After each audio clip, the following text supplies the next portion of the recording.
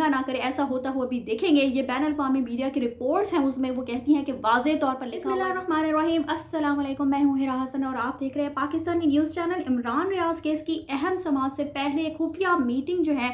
खुफिया इदारों की खुफिया मीटिंग जो है वो मंजर-ए-आम पर आती है। एक सहाफ़ी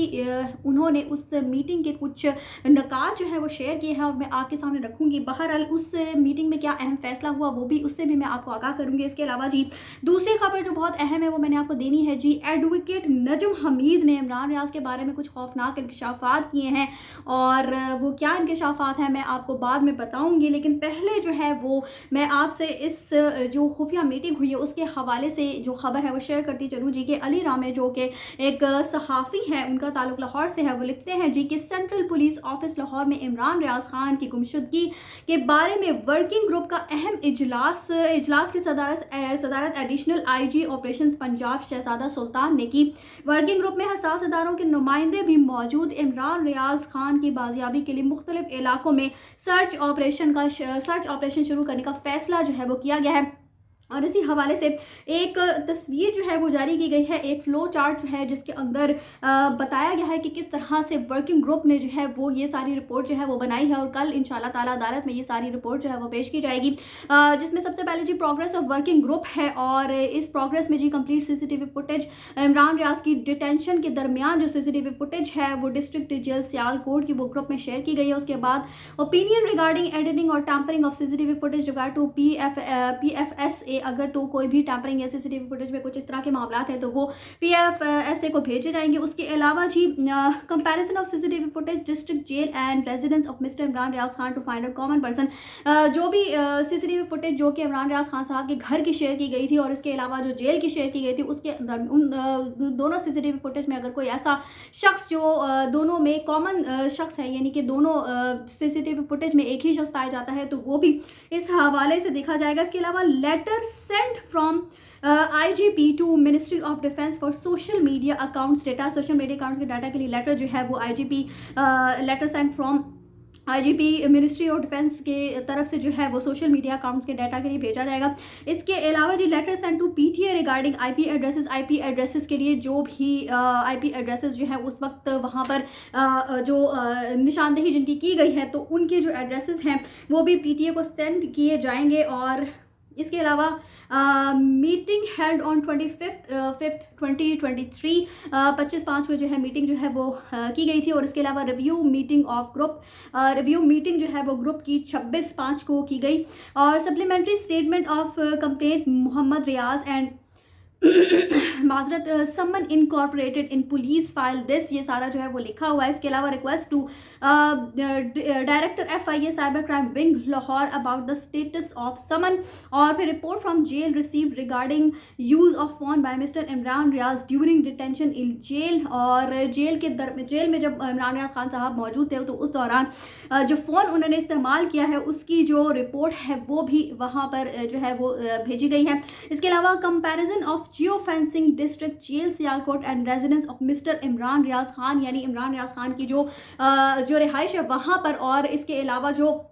जेल के आसपास जो के टावर्स मौजूद हैं, मोबाइल टावर्स, उनकी जियो फेंसिंग से जो भी मोबाइल इस वक्त कनेक्ट हो रहे थे, जो भी नंबर्स इस वक्त वो वहाँ से कनेक्ट हो रहे थे, तो उनकी जियो फेंसिंग जो है वो भी की गई है। और ये सारी रिपोर्ट जो है वो अब इंशाल्लाह ताला अदालत में कल पेश की जाएगी। जैसा कि आप सब जानते हैं अदालती कार्रवाइयाँ जो है वो इस वक्त भी लंदन में मौजूद हैं। कल देखते हैं कि समाअत पर क्या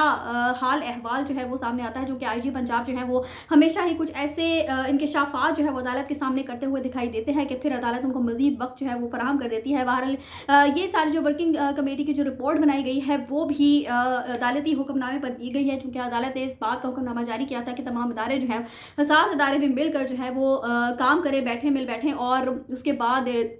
इमरान रियाज की बाजियाबी के हवाले से जो है वो मिलकर एक दूसरे की मुआवनत करें और उनको बासियाब करवाने में मुआवन और मददगार साबित। दूसरी जो है खबर मैंने आपके साथ जो शेयर करी है वो एडवोकेट अंजुम हमीद ने इमरान रियाज खान साहब के बारे में कुछ अहम इंकशाफात की हैं, और वो ऐसे इंकशाफात हैं जिनको सुनने से पहले ही मेरा दिल बहुत तेज़ धड़क रहा था, क्योंकि ज़ाहिर सी बात है कि एक शख्स जो कि हक और सच का साथ देने वाला हो, जिस तरह से वो अपने मौक़िफ़ को आवाम के सामने रखते हैं, जिस तरह से वो दीदा दिलेरी से अपनी तकारीर करते हुए दिखाई देते हैं, जो उनका बोलने का अंदाज़ है वो सारा